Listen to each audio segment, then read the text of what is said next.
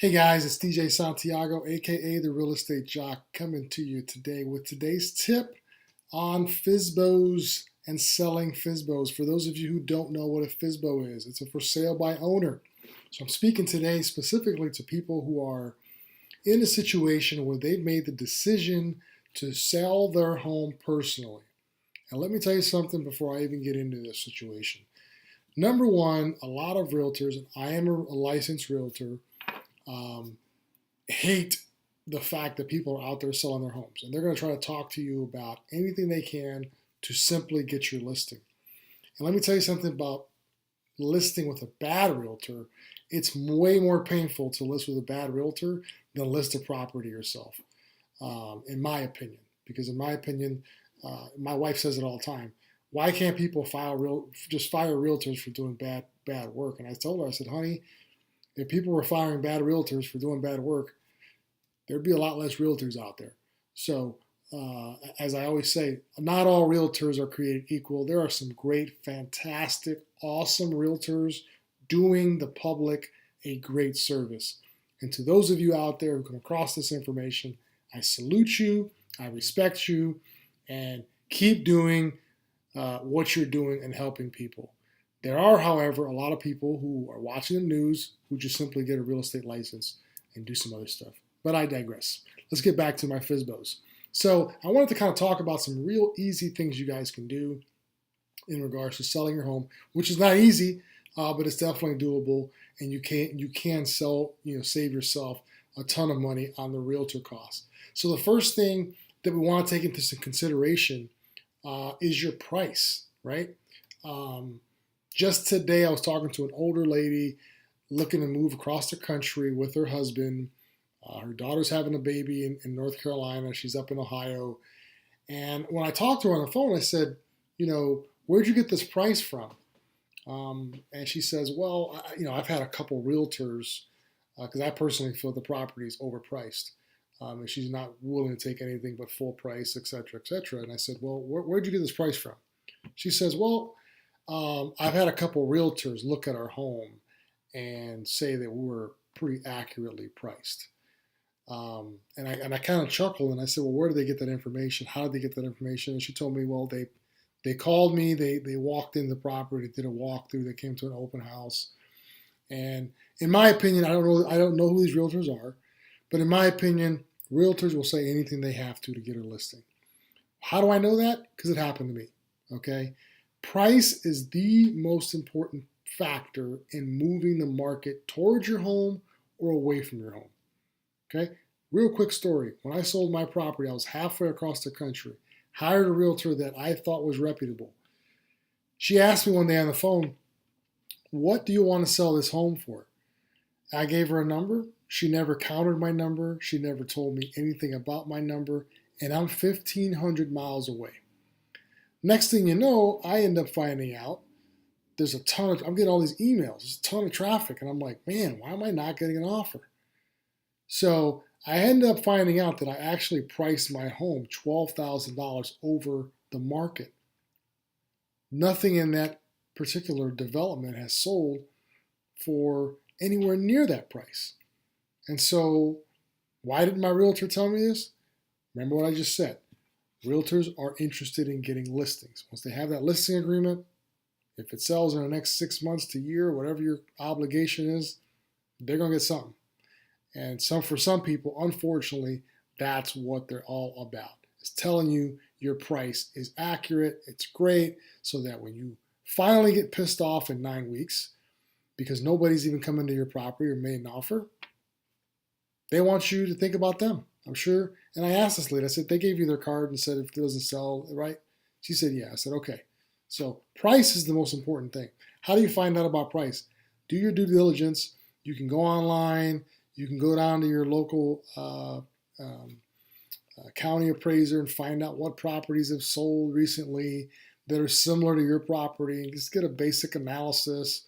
You can go on Zillow or Trulia and many different other sites, put in your address and figure out what an accurate price looks like. So you want to definitely make sure that you're pricing the property to do what you want it to do. If you want it to move, then you need to be at market value if there's a lack of inventory, or maybe a little bit below if there is plenty of other options for people.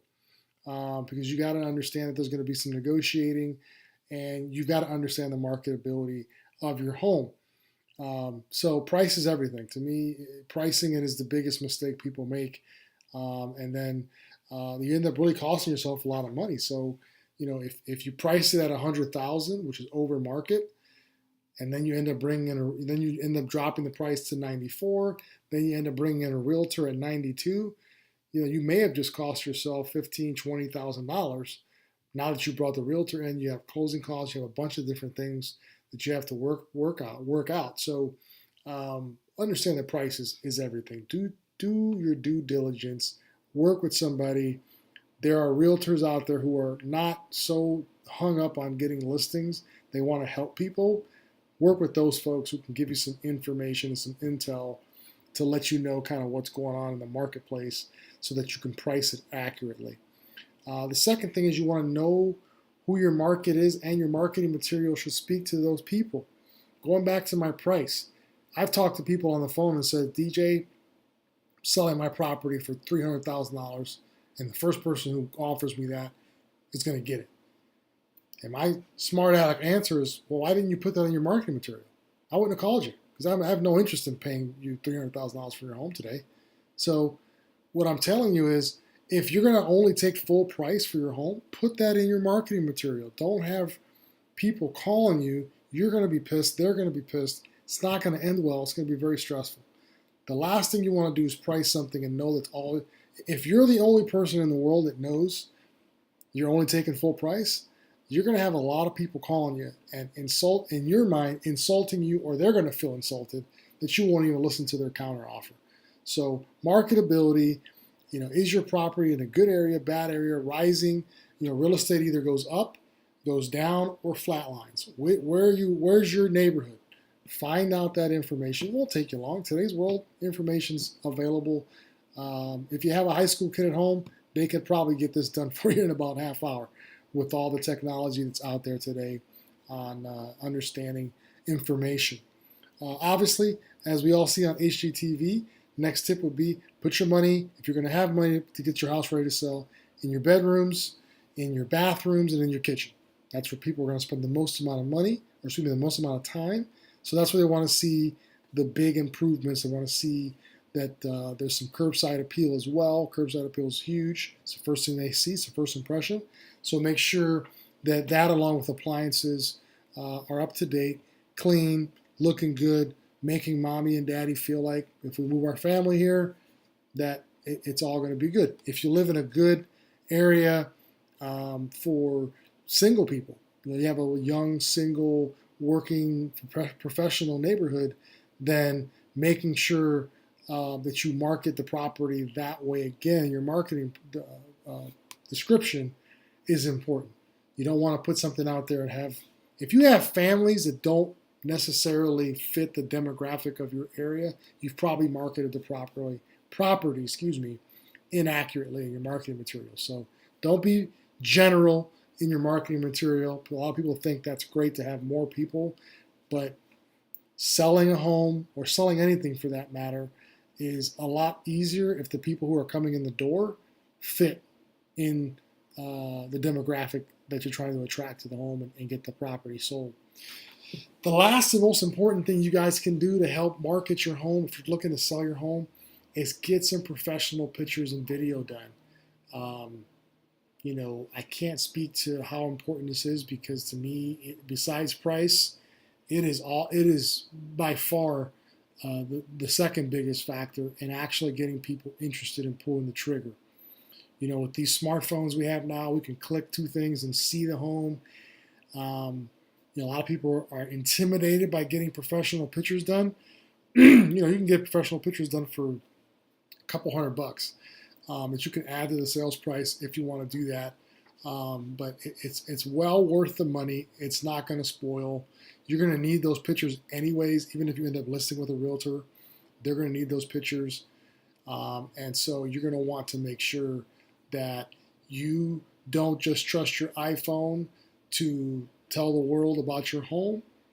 Some people, I'm not going to say nobody's ever sold their home that way, but chances are, the person that's going to buy your home, especially if it's, 100,000, 150, 250, 300,000, they want to see pictures. They want to make sure that they're not, just buying something on what the outside looks like. They want to see the inside.